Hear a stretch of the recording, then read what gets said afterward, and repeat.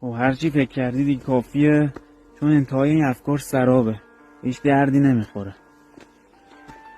وقتی از خواب اینجا بیدار میشی میدونی مثل چی میمونه؟ مثل خوابی میمونه که شبا میبینی. شب مثلا فکر کن یه خواب بد میبینی، یه کابوس میبینی، از خواب بیدار میشی میگی خدای شکر این واقعی نبود.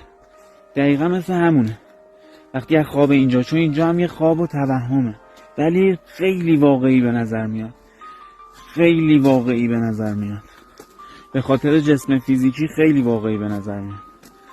حالا مولانا هم میگه دیگه، مولانا میگه وقتی مرگ بر بدن برمیگرده و شما در اصل زنده میشید، وقتی مرگ برمیگرده به خود خواهید خندید که از چه چیزهایی رنج میکشیدید، چون متوجه میشی همه اون چیزهایی که بابتش رنج میکشیدی اصلا وجود نداشته، اصلا اتفاق نمیافتاده.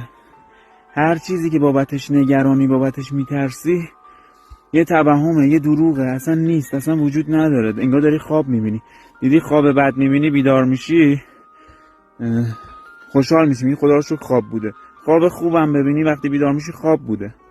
مهم نیست چه اتفاقی اینجا داره میفته، هر چیزی که داری میبینی فقط یه تصویر ساختگیه و اگه داری جدی میگیری درسته. باید از سیاهی رد بشی تا به نور برسی.